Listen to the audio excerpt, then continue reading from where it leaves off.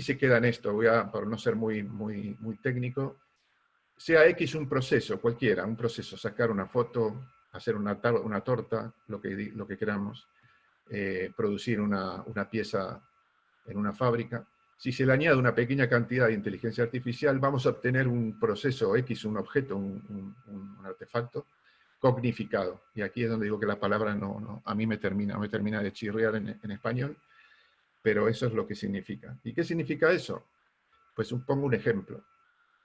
La humanidad empezó con la escoba, tenía una capacidad de limpieza de 10 metros cuadrados aproximadamente. Con la primera revolución industrial aparece la aspiradora porque la energía eléctrica permitía crear un motor que pudiera ayudar, y ya se multiplica un orden de magnitud la capacidad de limpieza. Ya pasamos a 100 metros cuadrados con el mismo esfuerzo. Y luego ahora con la inteligencia artificial tenemos aspiradoras inteligentes o aspiradoras robóticas como Roomba y otras marcas que conservan esa capacidad de limpiar 100 metros cuadrados de autonomía, pero tienen además lo que yo llamo el coeficiente intelectual de la limpieza. O sea, están especializadas en levantar polvo del suelo y de las alfombras, nada más. No saben de otra cosa, pero en eso son los expertos y definitivamente limpian el suelo mucho mejor que yo. Si pasamos a otro ejemplo que podemos hoy estar disfrutando, el tema del automóvil. El automóvil empezó antes de la erupción del motor de explosión, teníamos un caballo fuerza, ¿no? Bueno, dos eventualmente. Cuando viene el motor de explosión pasamos a 130 caballos fuerza de potencia, y cuando viene la inteligencia artificial tenemos el coche autónomo. El coche autónomo conserva más o menos la misma potencia, pero tiene un coeficiente intelectual para conducir, que cada vez se va sofisticando más. Por ejemplo, si solo nos enfocamos de cómo aparca un coche autónomo, pues yo puedo decir que aparca mejor que yo. Si pasamos allá al área de las actividades comerciales o de negocio, teníamos un operador que era capaz de resolver problemas de asistencia al cliente en 5×8, es decir, 5 días, 8 horas cada día. Con el advenimiento de la energía, incluyendo las telecomunicaciones y los sistemas inteligentes de telefonía, pasamos a estas máquinas de gestión de llamadas, pasamos a 24/7, ampliamos el área de servicio, pero cuando incorporamos la inteligencia artificial, ya en vez de estar hablando con una máquina tonta, estamos dialogando y estamos hablando con un chatbot que es un experto, porque su inteligencia artificial, su IQ, está basado en el diálogo, entiende el lenguaje natural, entiende el dominio del que está hablando, puede hacer transacciones, puede consultar una base de datos, puede saber dónde está nuestro paquete, qué le pasó a nuestra factura, o cómo se desarma la licuadora. Y por último, y ya a donde yo lo pongo en colorado porque esto es una alerta, está el consumidor, nosotros mismos. El consumidor era un consumidor local, un consumidor que podía consumir en 2 kilómetros a la redonda, cuando viene el Internet y las telecomunicaciones, etc. Nos transformamos en un e-consumer, un consumidor digital, un consumidor de comercio electrónico, con lo cual nuestro ámbito de compra pasa a ser global, podemos comprar en todo el planeta, en principio, desde el punto de vista técnico por lo menos, pero ahora mismo nos estamos enfrentando con un consumidor que yo llamo el consumidor aumentado, porque no solo es global, porque se construye sobre el e-consumer, pero tiene ahora toda la potencia de las redes sociales y toda la información que las redes sociales comparten entre sí, lo que genera este coeficiente intelectual sobre shopping. Aunque no parezca muy serio, esto está trayendo de cabeza a las organizaciones, porque el consumidor, a poco que investigue un poco en las redes sociales, conoce más del producto, del servicio, del precio, de la calidad, de los resultados de cualquier artefacto que vaya a comprar, incluso mejor que el fabricante, incluso mejor que el vendedor.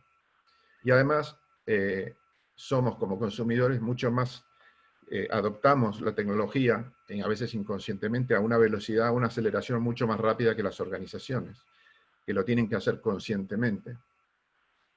Y eso da paso no al problema, sino a la situación que me gusta presentar a mí como el cliente aumentado y su relación con las corporaciones.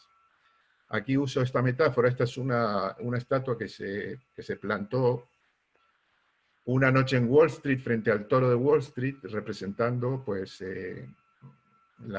toda la capacidad, el libre albedrío que ahora tiene la mujer en los negocios, como consumidor, como factor económico, como persona libre, democrática, etc. Y todo eso se representó en una niña que está enfrentando al toro. Disculpa.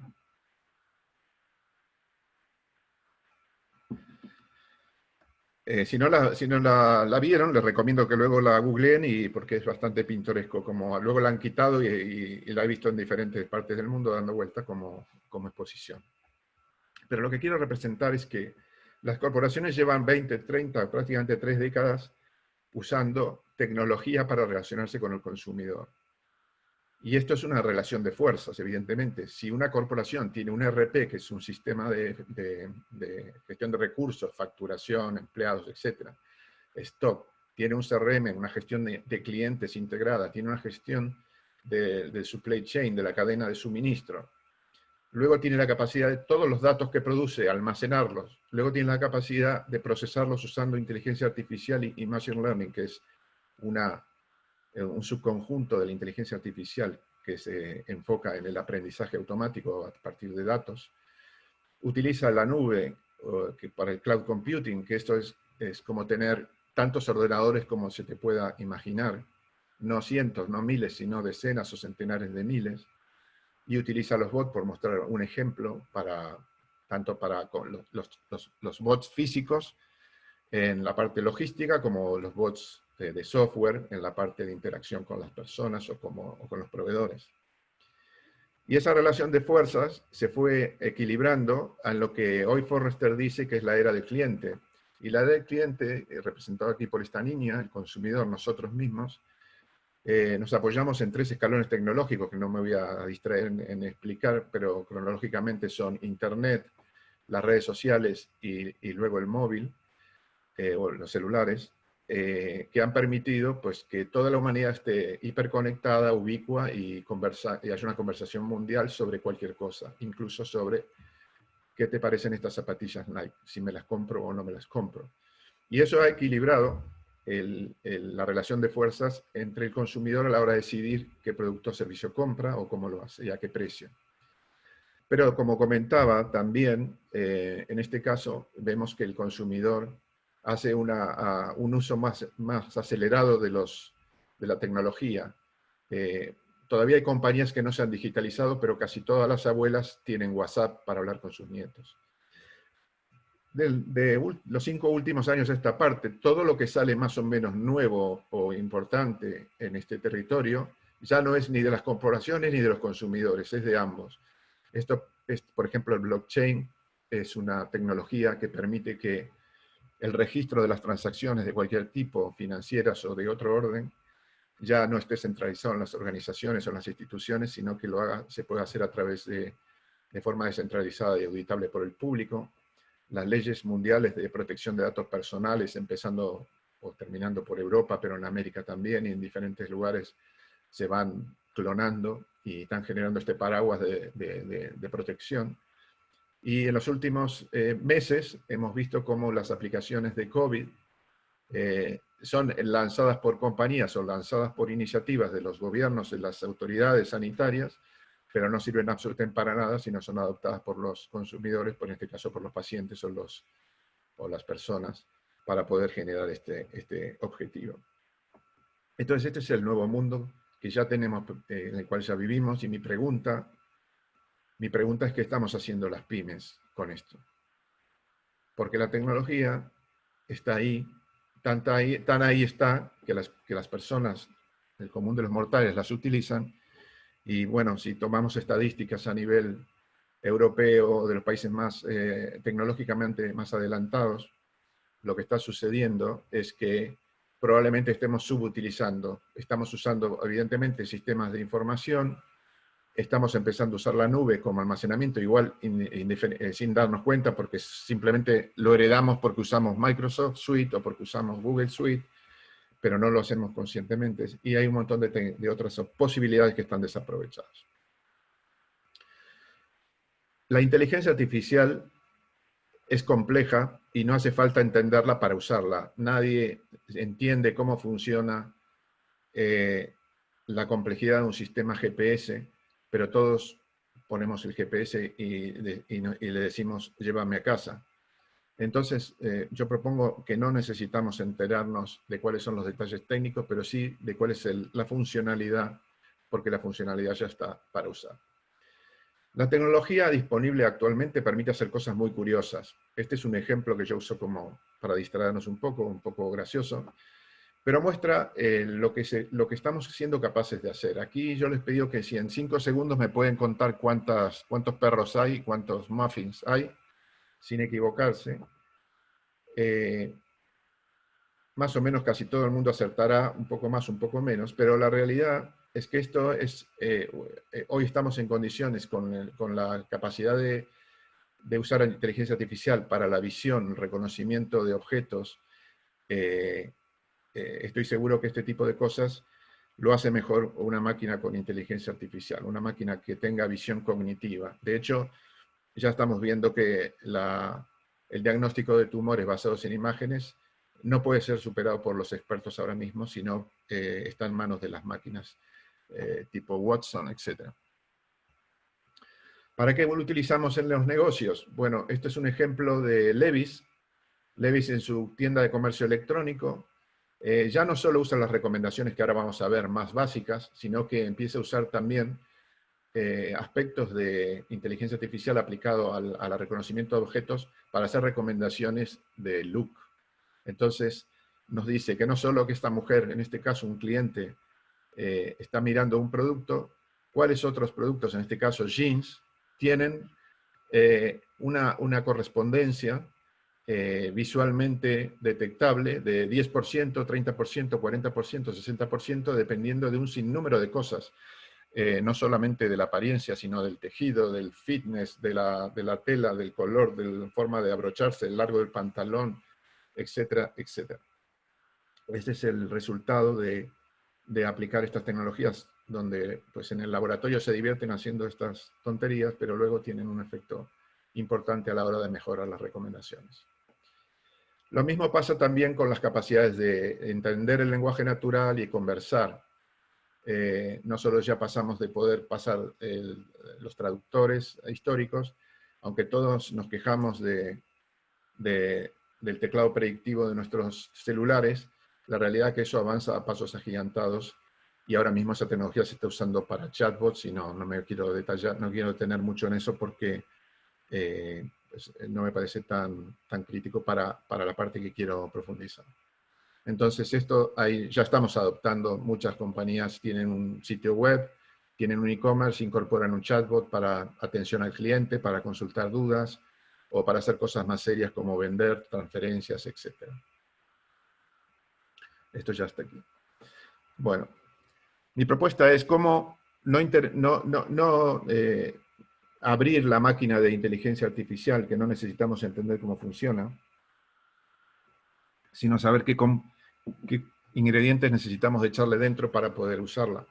Y aquí tenemos 4 ingredientes: los datos, que deberían ser los nuestros; la nube, que es el cloud computing, esa capacidad casi infinita de computación; los algoritmos, que existen desde hace por lo menos 50 años, porque son algoritmos de código abierto y que llevan ahí mucho tiempo y que recién ahora se están pudiendo lucir en la pasarela gracias a que hay una capacidad de cómputo casi infinito.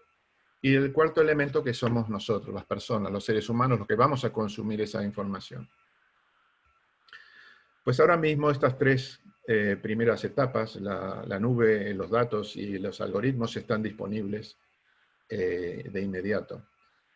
¿Qué significan los datos? Pues esto es un consumidor tradicional. Estamos haciendo compras, las transacciones se están almacenando. Estamos navegando la web, las transacciones se están almacenando. Estamos en un sitio e-commerce, estamos pagando con nuestra tarjeta de crédito. Todos esos datos están circulando, están terminando siendo almacenados. El tema es cómo podemos aprovechar esa información. Solo no voy a detenerme mucho tiempo, pero lo que tenemos aquí son, cuando queremos enfocarnos en datos particularmente de clientes, lo que tenemos que tener primero es un permiso. del cliente, siendo muy transparentes y respetuosos de la ley. Y segundo, elegir qué categorías son importantes, porque nosotros como pyme no nos podemos dar el lujo de tener Big Data. Tenemos que tener lo que yo llamo Smart Data o la data justa y necesaria. ¿Qué pasa con la nube? Pues la nube se vende en muchos sabores. Los tres primeros de la izquierda son los que llevan el liderazgo en el mercado. Son la nube de Google, la nube de Amazon, que se llama Amazon Web Services, para los que no los conocen es el acronismo, y Azure, que es la nube de Microsoft. Luego también hay otros jugadores como IBM, Salesforce, etcétera, pero los principales que ahora mismo, sumados a los de China, que los hay, tienen pues prácticamente el 90% del market share. Los algoritmos que comentaba, que ya estaban disponibles de hace muchas décadas, ya están incorporados en estas plataformas, están listos para ser consumidos como un servicio, como si fuera la corriente eléctrica, como si fuera el agua corriente. Solo hay que encenderlo y empezar a consumirlo. Y luego hay una tercera capa que es realmente la manera en que accedemos a esos algoritmos. Y ahí es donde aquí empieza a fallar el invento. Todavía estamos en un momento muy complicado para la pequeña y mediana empresa, porque el acceso que hacemos esto se hace a través de APIs, que es un nombre muy raro para hablar de interfaces de programáticas, y eso requiere pues, recursos de tecnología de la información que normalmente no tenemos. Por lo tanto, esto es una primera barrera de entrada. ¿Cuál es el fenómeno? El fenómeno es que hay compañías que están detectando este problema y están generando lo que se llama AutoML. AutoML es el autoservicio del Machine Learning. Tú te lo preparas, tú te lo procesas y tú te lo usas. Y nos evitamos de todo este parafernalia tecnológica. Entonces, básicamente, tú necesitas tener los datos, tienes un algoritmo en la nube que es capaz de generar diferentes modelos. Los modelos es cómo funciona la analítica predictiva. Es el modelo de scoring de riesgos que predice si yo voy a pagar o no mi hipoteca. Un modelo de scoring de conversiones, el que dice si yo voy a terminar abriendo o no el email. Un modelo de carrito de la compra dice cuál es la probabilidad de que yo termine haciendo checkout en el e-commerce. Y hay diferentes modelos para diferentes problemas. ¿Qué ocurre? Entender esos modelos y cómo se usan es cosa de expertos. Y en este caso hay una demanda insólita de lo que se denominan los data scientists o los data analysts, etcétera, en todos sus sabores y configuraciones. Y está desde hace más de 2 años, en todo el mundo está considerada como la profesión más sexy. Es que el Sheldon Cooper se ha convertido ahora en el superhéroe que todas las empresas buscan. Y como todos los buscan, no hay, y los precios suben. Y de vuelta, este es un recurso casi inaccesible para la pequeña y mediana empresa. Por lo tanto, de las 4 ingredientes, podemos decir que 3 están preparados y listos, pero hay uno que para nosotros es un problema. ¿Cuál es mi propuesta en este caso de abordaje? Pues es ir a la fuente, lo que decía Andrew. ¿Por qué no, en vez de hablar de grandes y sofisticadas aplicaciones de la inteligencia artificial, por qué no hablamos de pequeñas, concretas y efectivas aplicaciones de la inteligencia artificial para el mundo de nuestros negocios? Y a cualquier pyme o cualquier negocio corporativo lo que le interesa es gestionar sus clientes, adquirir más clientes, venderle más a sus clientes, fidelizar y retener a sus clientes y deleitar y satisfacer las experiencias que sean necesarias. Y básicamente estos son los verbos de gestionar clientes. ¿Cómo nos puede ayudar la tecnología, en este caso la inteligencia artificial, yendo hacia una pyme más cognitiva? Pues vamos a nuestro enunciado e intentemos hacer estas 3 actividades una pequeña nanoactividad cognificada. Pongo un ejemplo. Si yo antes podía hablar con un cliente en 15 minutos para retenerlo en una oficina bancaria, con el contact center, que es la primera revolución industrial, he multiplicado por 10 la capacidad de hablar y retener clientes. Pues ahora, utilizando algoritmos de Machine Learning, paso no solo a 15 fidelizaciones, no porque pueda hablar con más gente, sino porque tengo un 50% más de efectividad sobre las anteriores intentos. ¿Por qué? Porque tengo un coeficiente intelectual que se preocupa de la retención, que no sabe absolutamente de nada más que retener clientes. Si hablamos de vender, antes un vendedor cara a cara podía hacer una transacción, a través de email marketing podíamos pasar a 100 conversiones, 2 órdenes de magnitud, y ahora con algoritmos de recomendación podemos tener sobre esa misma tecnología electrónica hasta un 30% más de conversiones gracias a tener esta inteligencia de los motores de recomendación. Y otro ejemplo relacionado con la captación de clientes, si antes podíamos captar un lead cara a cara, luego lo hacíamos a través de telemarketing, podíamos pasar a 100 leads, ahora pasamos a 150, de vuelta por este incremento en la efectividad y en la tasa de respuesta. Porque básicamente tenemos lo que se denomina un coeficiente intelectual de saber identificar a potenciales clientes. Al final, se trata de enfocarnos en estos 3 pequeños problemas que están muy bien definidos y cuyos ingredientes ya los tenemos. Paso a hablar un ejemplo. Antes, para comentar la noción que es una gestión avanzada de clientes, este es un ejemplo. Este es mi mapa de clientes, cada punto es un cliente, están dispersos sobre el canvas.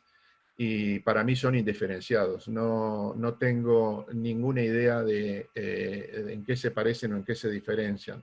Y esto, gestionar clientes así es una muy mala práctica. Porque los clientes no son todos iguales. Y no es que no sean iguales por cuestiones demográficas, no son iguales por cuestiones de comportamiento. Voy a pasar también muy rápido sobre lo que se llaman correctas prácticas. Para entender el valor de un cliente existen fórmulas que no necesitan de inteligencia artificial, se vienen usando de hace mucho tiempo, se puede calcular el valor pasado de un cliente, el valor presente, el valor futuro, y contamos con ello. Eso nos permitiría hacer esta primera separación, crear una línea horizontal que divide estos 2 mundos, los clientes en verde de alto valor, los clientes en amarillo de bajo valor, y ya tenemos una primera diferenciación. El siguiente tema es la fidelidad, un tema que es complejo y todos sabemos que los programas de fidelidad están en horas bajas. Tenemos estas tarjetas de sumar puntos, nadie las utiliza porque al final es mucho esfuerzo para tener un osito de peluche. No estamos logrando con ello lo que queremos, que es retener a los clientes. Y la verdad que si quisiéramos medir cómo es la fidelidad en una relación consumidor-marca, quizás el 10 sería ¿no? Que un consumidor es capaz de tatuarse una marca. Pero de estos casos hay muy pocos. Pues, muy pocos privilegiados. Harley Davidson, probablemente Nike y muy pocos más. Los comunes de los normales, si queremos fidelidad, mejor que nos busquemos un perro.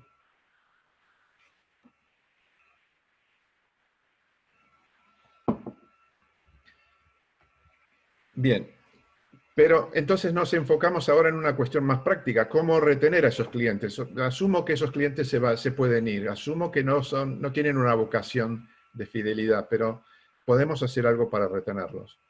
Si este es un chiste, que no sé si causa mucha gracia, a mí me la causó.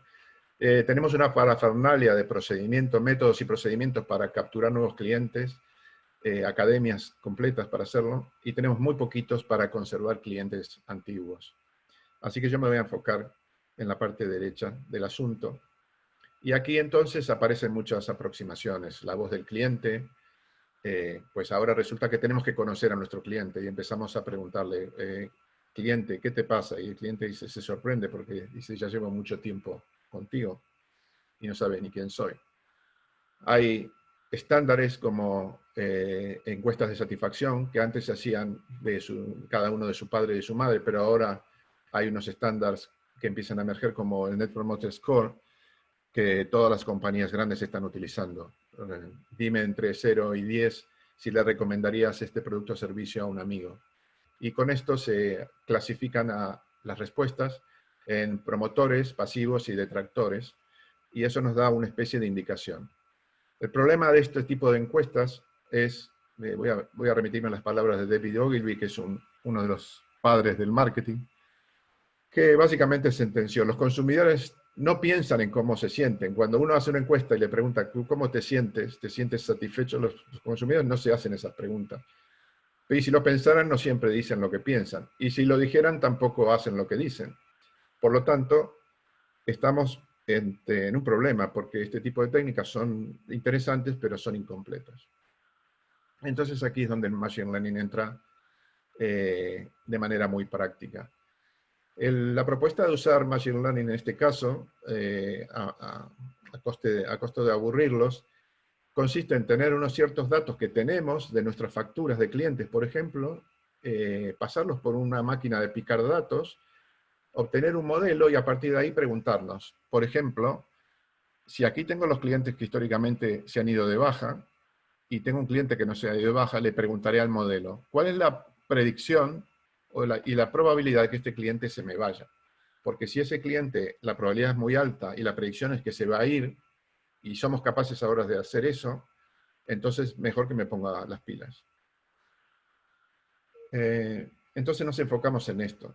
Cómo tener un coeficiente intelectual de retención en nuestra organización.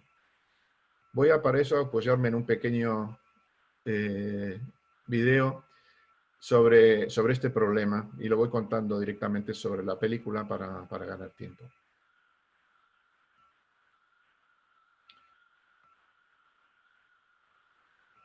Aquí tenemos una típica, un fichero, un archivo de ventas, un archivo que todos tienen porque sale del sistema de facturación. Hay una fila por cliente, sabemos cuánto ha comprado este cliente los últimos 18 meses, cuánta cantidad de compras ha hecho, cuánto suma el total de sus compras.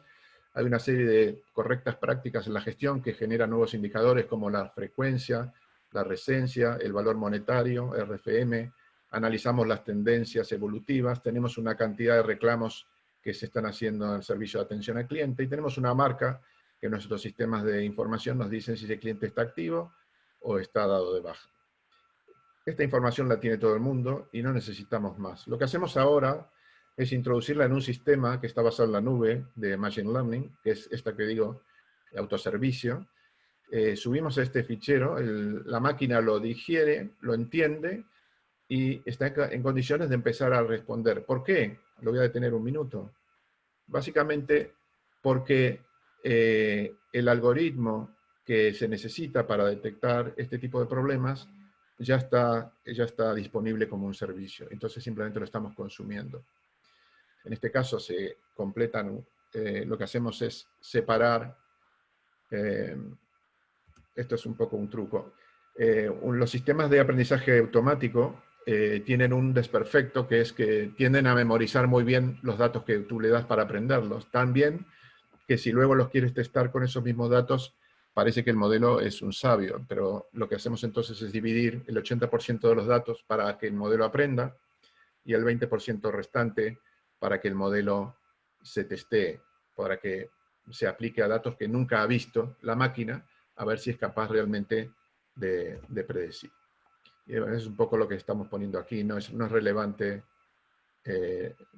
simplemente estamos tuneando 2 o 3 parámetros, con un clic el modelo se ejecuta en la nube, y el resultado del modelo es este árbol de decisión. Este árbol de decisión nos está mostrando, de todos los clientes que hemos metido, cuáles son las variables que van determinando las razones por las cuales los clientes se han ido. Y si hemos puesto información de facturación, la analiza. Si hemos puesto información de atención al servicio al cliente, la analiza. Si hemos puesto encuestas de satisfacción, las analiza. Toda esa información es digerida, mucha de esa información es descartada, y en este caso, pues el fenómeno es que una predicción está compuesta, como ven, en una rama de un árbol, pasando por todas estas condiciones, nos está diciendo con una certeza bastante alta de que este grupo de clientes se nos va a ir. Seguimos haciendo esto. Esto es una visualización que no tiene ninguna utilidad más que revisar que el modelo funciona más o menos correctamente, pero luego lo comprobaremos. Nos permite navegarlo de diferentes puntos de vista, y y al final nos permite encontrar esto. Esto es una visión de abuelo de pájaro, de todo ese árbol, y vemos dos colores, las predicciones de baja y las predicciones de actividad. Cuanto más profundo vamos en los anillos circulares, más probable es que ese cliente se nos vaya. Y al final, las ramas o las hojas de estos árboles o el último sector circular de estos anillos son segmentos de clientes que se pueden tipificar. Voy a acelerarlo un poco.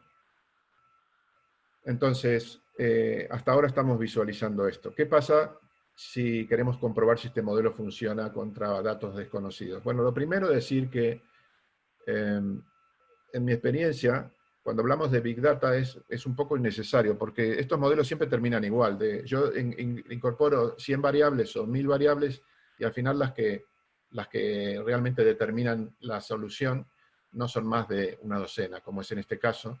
Vemos cuáles son la importancia que tiene cada variable dentro del modelo, y a partir de acá todas las variables no aportan nada. Con lo cual nos las podríamos haber ahorrado de procesarlas, coleccionarlas, limpiarlas, almacenarlas, etc.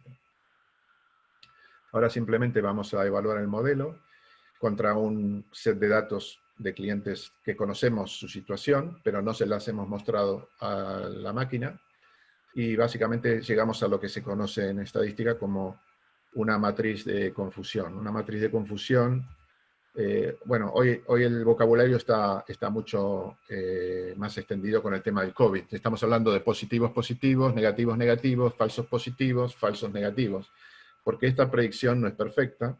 Esta predicción tiene un error y hay indicadores que nos dicen cuán confiable es este modelo. Para el final, este modelo, ¿para qué me sirve? Pues para aplicarlo a clientes nuevos, a medida que vayamos teniéndolos. Sí, ¿hay una pregunta o algo? No, perdón, te habías quedado muteado un ratito, se había colgado la... Ah, perdón. Bueno, continúo. No sé hasta dónde se escuchó.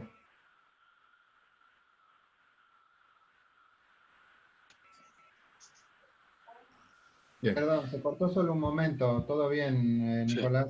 Ah, ok. Bueno, todo este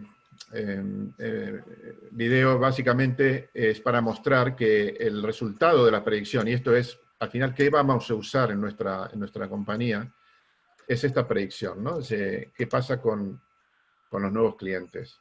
¿Qué probabilidad tienen de irse o no irse? Y aquí estoy mostrando en una hoja Excel. Hemos metido todas estas columnas de la izquierda y hemos sacado del modelo como resultado un atributo que no existía, que es una predicción. Vale. Todo esto es lo que hemos estado hablando. Y al final este es un resumen. Los datos que tenemos, que ya tenemos, y no hay excusas porque los tenemos, podemos pasarlos por un modelo que ya existe, que se puede consumir por uso, y podemos tener una predicción de quiénes son los clientes más proclives a darse de baja. Por lo tanto, ahora podemos en nuestro mapa, con otra perspectiva, pintar a la derecha en rojo los clientes que tienen mayor riesgo, y a la izquierda en azul los clientes que tienen menos riesgo. Por lo tanto, combinando el valor y el riesgo, nos queda este tablero de mando, donde tenemos 4 grupos de clientes: los verdes, los rojos, los azules y los amarillos. Los verdes son los mejores. ¿Por qué? Porque son los de mayor valor y los de menor riesgo. A la derecha en rojo tenemos los de mayor valor, pero con más riesgo de baja o de abandono. A la izquierda, los azules con bajo valor, pero con potencial porque tienen poco riesgo. Y la zona amarilla, que es la zona de peligro. Y pues hay unas correctas prácticas de cómo deberíamos gestionar estos clientes.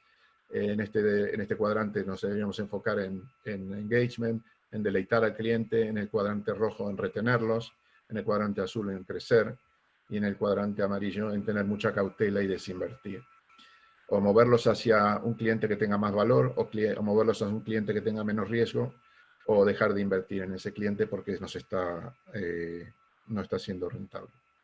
Entonces, con este mecanismo podemos pasar al siguiente paso, que es qué tipo de clientes quiero adquirir. En este caso nos interesaría adquirir los clientes que al final van a terminar siendo los mejores, ¿no? Los más valiosos y los más rentables. El segundo problema, ¿cómo vendemos más? Este también es un cartoon que nace a partir de Amazon. Todos los que conocen Amazon o conocen Netflix o conocen Spotify ya están usando esta tecnología involuntariamente, que es son los motores de recomendación que existen de hace muchísimo tiempo, pero que ahora se usan en tiempo real. Aquí este es un ejemplo de tiempo diferido. Si has comprado bananas, pues entonces seguramente vas a comprar zanahorias, pan y lo que fuera. Bien, entonces nos enfocamos en nuestro siguiente nano problema, cuál es la siguiente mejor oferta para un cliente que conocemos, tratando de incrementar la probabilidad de compra que nos interesa vender más. Aquí la tecnología, pongo un ejemplo muy rápido de cómo las grandes corporaciones lo están usando, ¿no? Entonces esto es Netflix. Esto es cómo Netflix entiende lo que tiene que presentar. Entonces hay una máquina que decide que según mi perfil, Stranger Things es lo primero en la lista de los top 10 que debería mostrarme, pero no dice nada sobre el look and feel. Luego hay otra máquina que toma una infinidad enorme de imágenes, o de imágenes, que va a superponer sobre este fondo, diciendo, pues no solamente a mí me corresponde Stranger Things, sino cuál de estas portadas es la que tendrá más probabilidad de ser clicada por Nicolás. Y eso lo hace con técnicas de Machine Learning.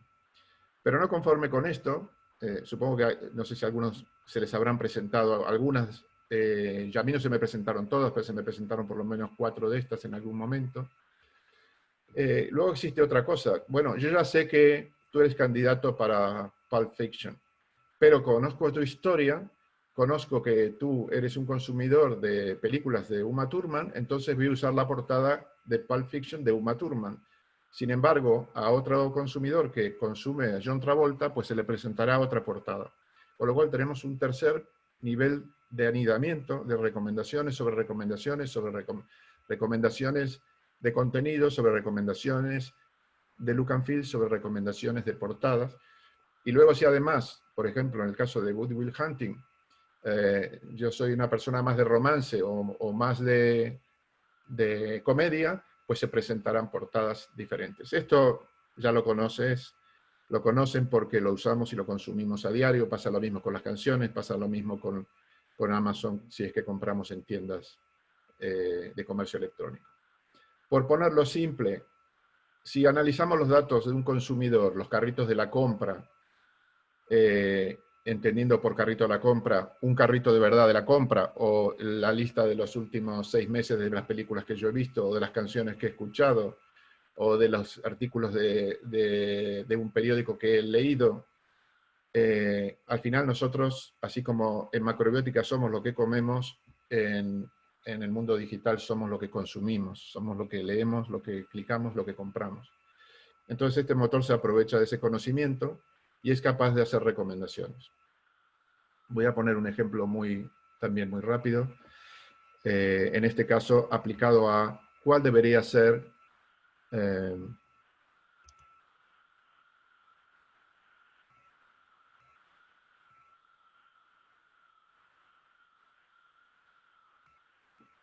esta es una página de un catálogo de redención de puntos, y entonces aquí tenemos, es equivalente a un e-commerce. La gente en realidad, en vez de comprar aquí, lo que hace es canjear sus puntos por productos o servicios, y lo que vamos haciendo es recolectando por detrás esa información que hoy les comentaba. Cada usuario, pues qué es lo que ha estado mirando, qué es lo que ha estado canjeando, y eso es lo que sería el equivalente a la cesta de la compra. En este caso sería la cesta de la redención de premios o regalos de un programa de fidelidad.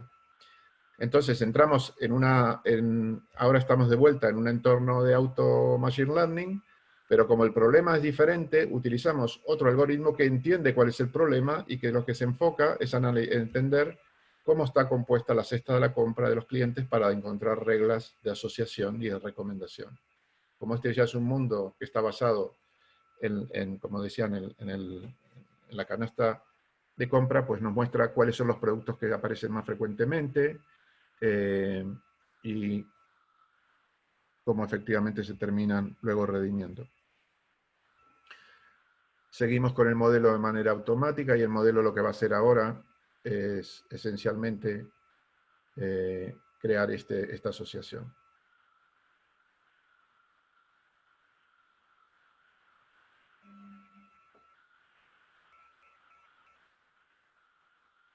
Bien, esta asociación es difícil, el resultado de esto es difícil de entender, por eso yo me voy a quedar simplemente con esto. Esto es básicamente las relaciones que el sistema ha detectado. Por ejemplo, la terna karaoke, cata de vino, cabalgata, tiende a comprarse o a redimirse juntos.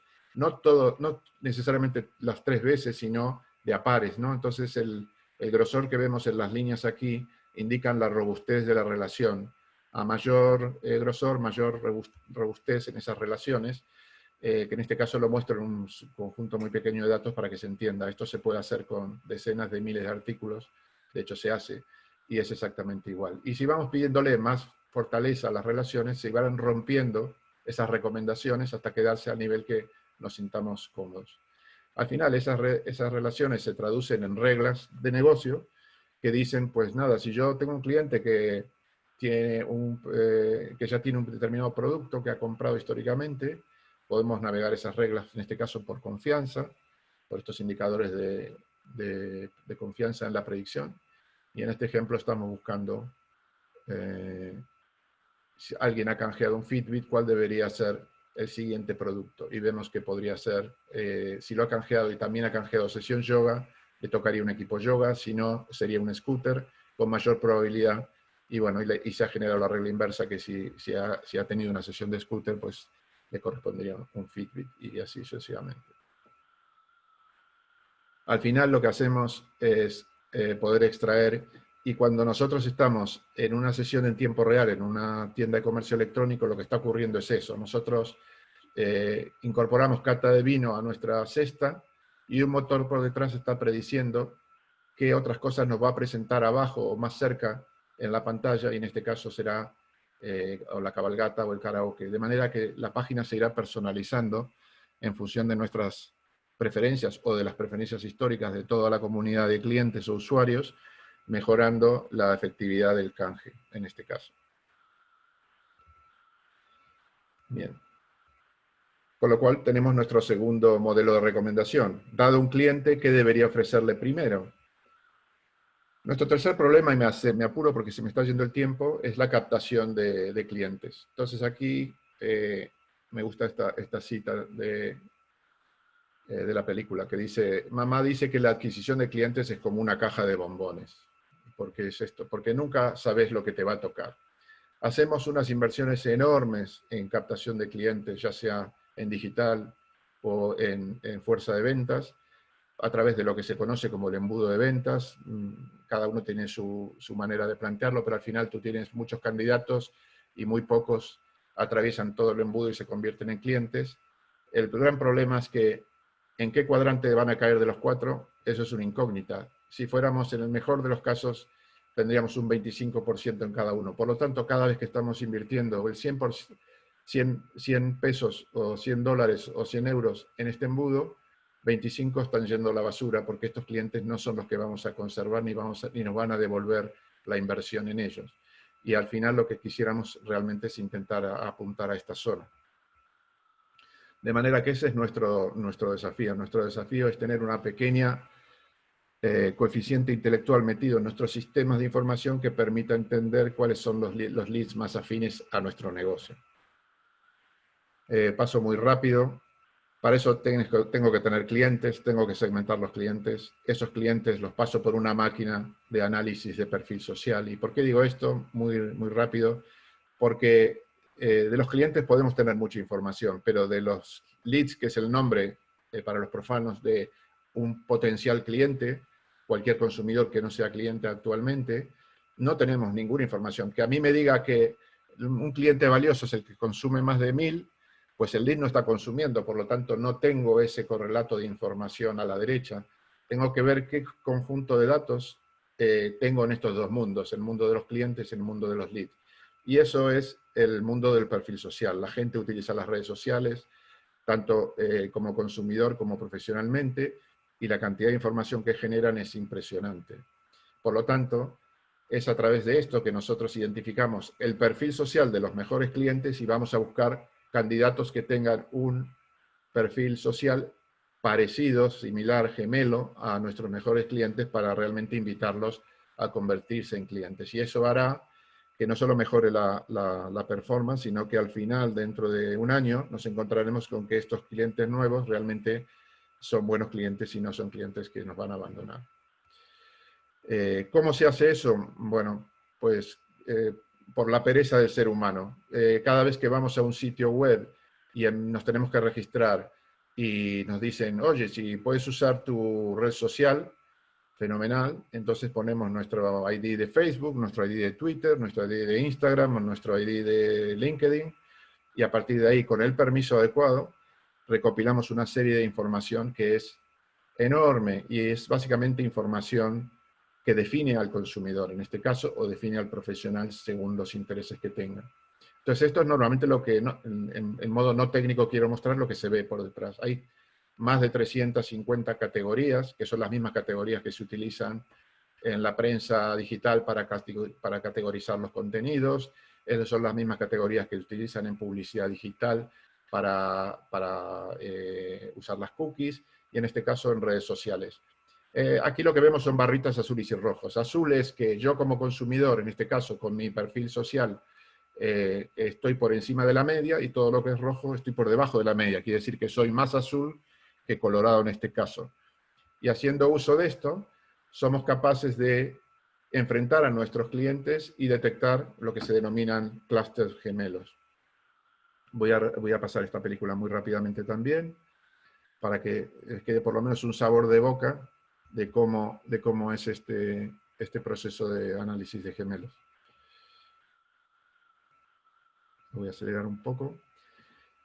Cuando usamos el perfil social, lo que tenemos es unas nuevas columnas para nuestros clientes. Tenemos, por ejemplo, información de si este cliente es afecto al foodie, a las bebidas, al ocio, al arte, al cine, a los deportes, al shopping, a la tecnología. He puesto solo 10 categorías de estas posibles 350, que a su vez se dividen en miles de subcategorías. Y lo que tenemos es un perfil, digamos, si uno es más afín o menos afín a cada categoría. Lo que decía, somos lo que consumimos en el sentido amplio. Leemos, clicamos, compramos, miramos, compartimos, subimos a las redes, etc. Las comunidades que seguimos, las marcas que seguimos. Entonces, aprovechando esto, lo que hacemos es categorizar. Como las combinaciones son enormes, no digo infinitas, pero son muy grandes, lo que hacemos es elegir un número muy limitado, en este caso 3, que es lo que se denominan clusters. Esto es una técnica de agrupación estadística, y lo que el resultado es que vamos a agrupar a nuestros clientes según sus preferencias en redes sociales en 3 grupos, y les vamos a poner un nombre. Y lo que vamos a tratar de hacer es entender de nuestros mejores clientes cuál es el perfil preponderante, y con eso empezar a buscar candidatos. En este caso estamos viendo que el grupo verde tiene mayoritariamente el género masculino, un rango de edad, no tiene influencia en la marca, mientras que el colorado tiene un rango masculino de 25 a 35, tiene influencia en la marca y se enfoca básicamente en arte y cine. El anterior a deportes, etc. Entonces, al final, con esto, lo que hacemos es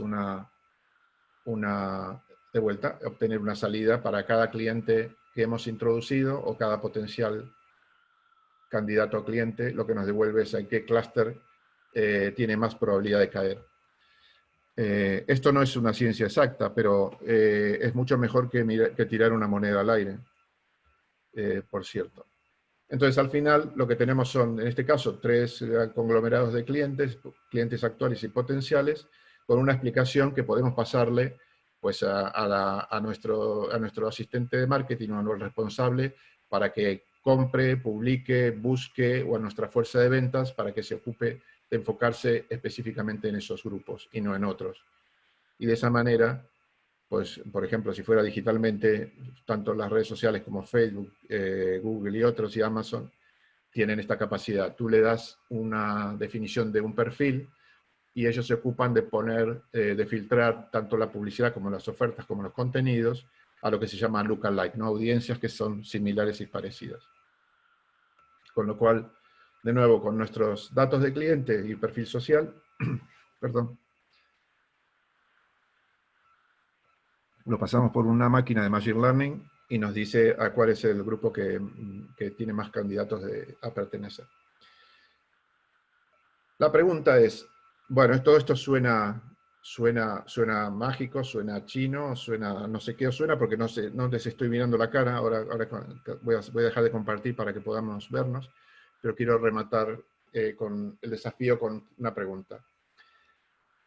¿Cómo vamos hacia una pyme aumentada? Este es un ejemplo tomado creo que es de Statista, en el mercado americano, lleva 2 años, año y medio, donde se ve el uso de las tecnologías de inteligencia artificial y machine learning en las grandes corporaciones. El 40%, 40,5% de las corporaciones americanas utilizan inteligencia artificial. Pero también el 39,5% de sus pymes. Por lo tanto, este es el primer guante que quiero arrojar. Y el segundo es, ¿en qué categoría se está usando? Porque la inteligencia artificial tiene múltiples aplicaciones. Pues vemos que, por supuesto, en email marketing nos están refritando con el tema de email marketing, pero si pasamos al segundo, el segundo campeón en la categoría son los motores de recomendaciones. Y si bajamos más abajo, la predicción de ventas, y si vamos más abajo, la predicción de audiencias. Por lo tanto, y esto es uso exclusivamente, es un desagregado del uso que se hace en el mercado americano en pequeña y mediana empresa. Por lo tanto, mi pregunta es, ¿qué estamos esperando? Tenemos al cliente listo, de hecho ya nos ha adelantado por la izquierda. Tenemos las infraestructuras y los ingredientes listos. ¿Por qué no estamos usando las tecnologías de Big Data, de Machine Learning, de bots, en beneficio de nuestros negocios? Muchas gracias.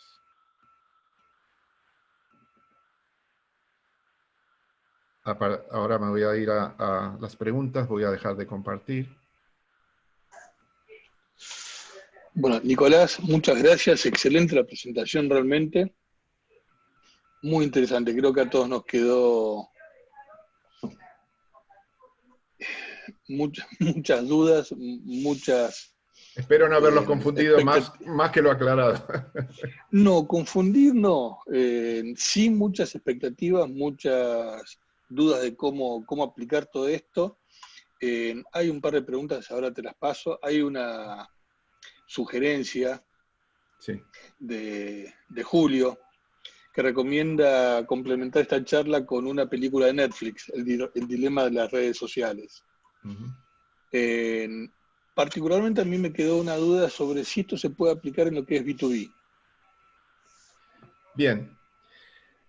A ver, hay partes, la respuesta es sí. Lo que ocurre es que no es esta misma película, por decirlo de alguna manera. Claro. ¿Qué pasa en B2B?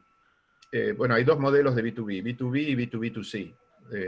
Digamos, si hablamos de un modelo B2B2C, que al final vamos a un consumidor, pero nuestros clientes son la red de distribución, toda la parte de gestión de clientes se aplica exactamente igual, pero también tenemos la parte de la parte de consumidor para el tema de redes sociales, para empezar a conocer la información del consumidor. O sea, tenemos como normalmente 2 mundos. Yo que he trabajado con tipos de empresas de ese estilo, tipo Coca-Cola, etcétera, pues les preocupa evidentemente lo que venden, pero también les preocupa que su consumidor se vaya al supermercado y pida la Coca-Cola de turno.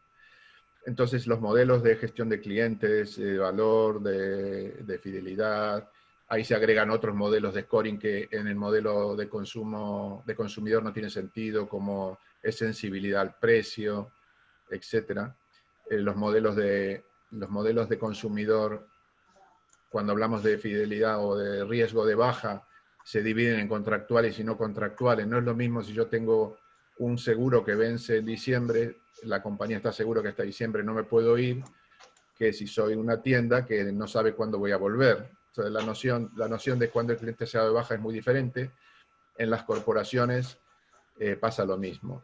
Pero los modelos y los datos que se utilizan, digamos, los capítulos de datos son muy semejantes.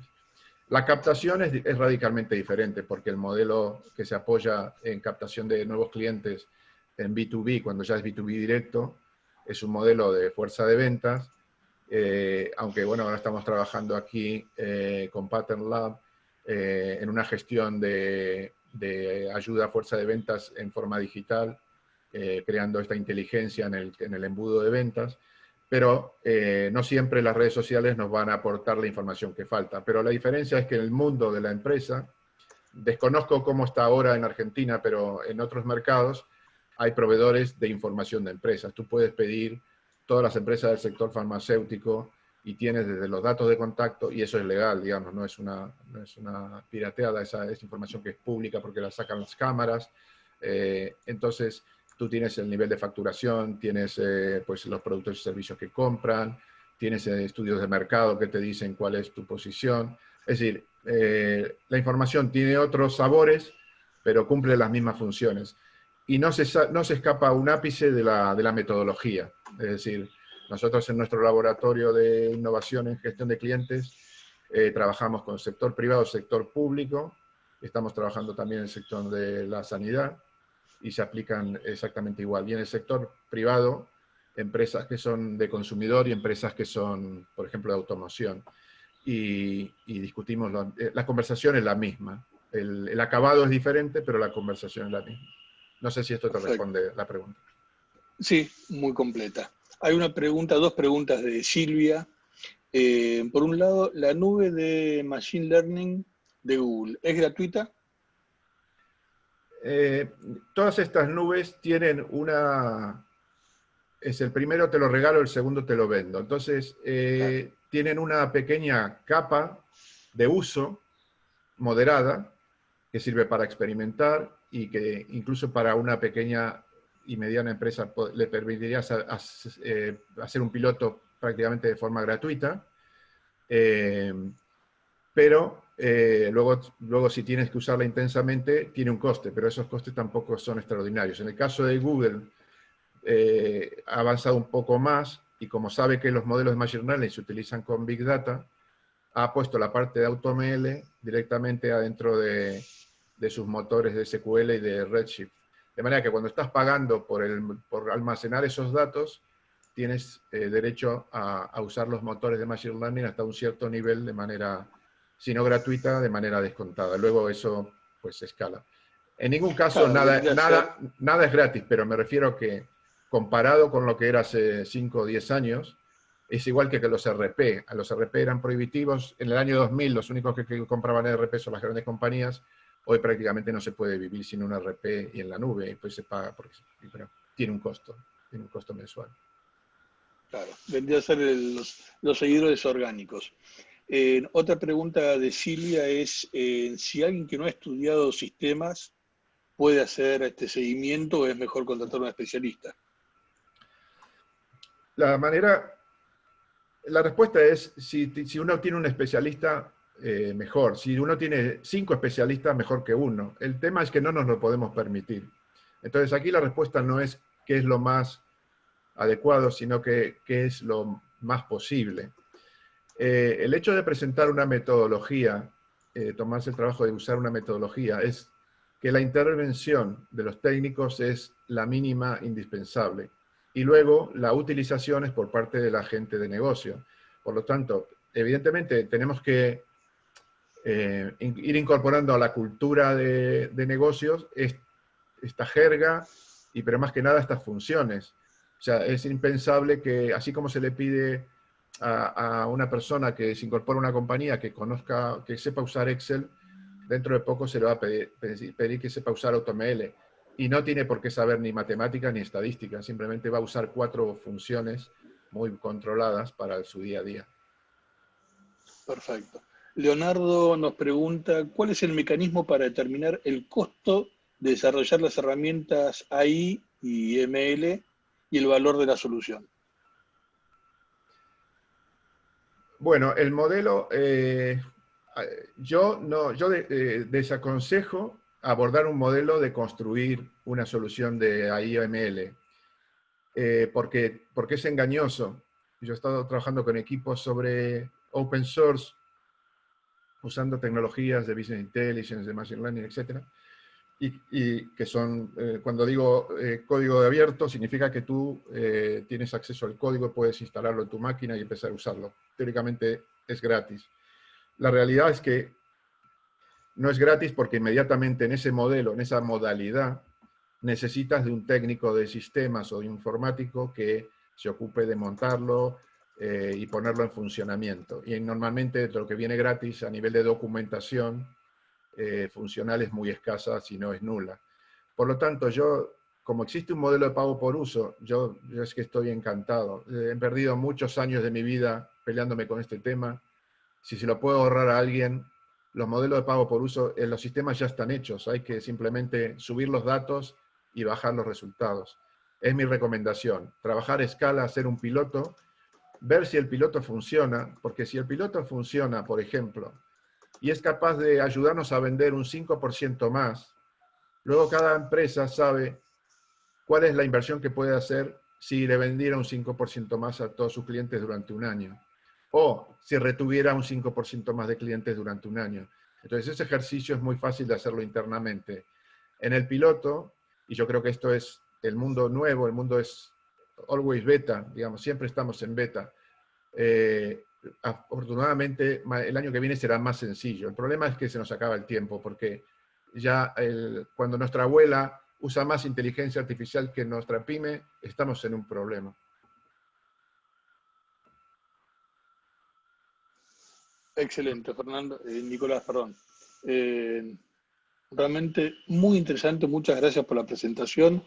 Nos quedamos todos muy atentos a todo esto que es Yo nuevo, creo que cara de para... susto. No, cara de susto no, por lo menos no en mi caso, cara de intriga. Intriga. Eh, sí, es un mundo que a veces Bueno, estamos fuera y para lo que es profesionales estamos bastante fuera de esto.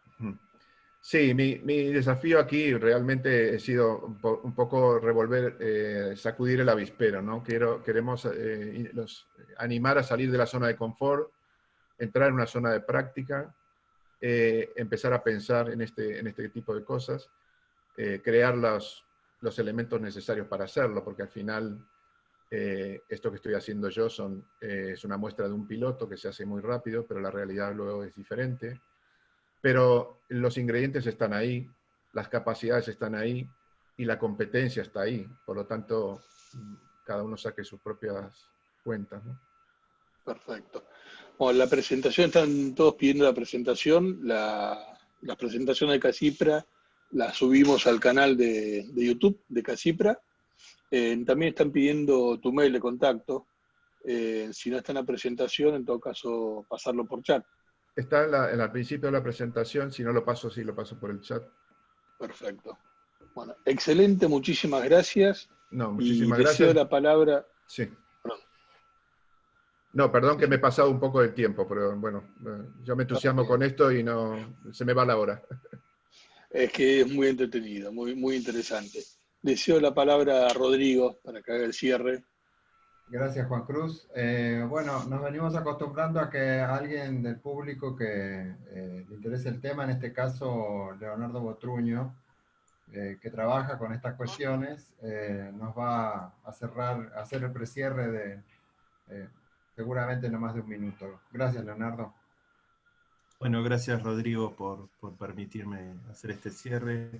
Bueno, en primera instancia quería felicitar a Nicolás porque la verdad es que pudo condensar en muy pocos minutos algo que es bastante complejo en sí mismo, pero que me parece que como dijo él, vamos, agitó el avispero y lo importante es que está disponible, que ahora está al alcance de las manos de pymes. Y bueno, y por mi parte quisiera comentar que aquí en Argentina hay empresas que están trabajando en esto y que hay material disponible también para consultar.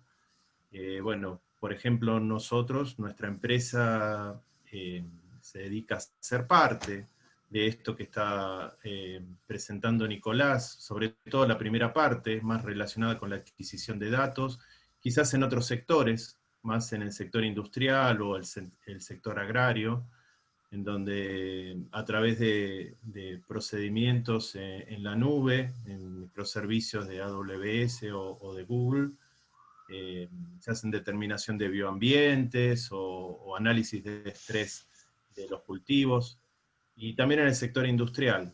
O sea que aquí en Argentina estamos con una incipiente utilización de estos servicios.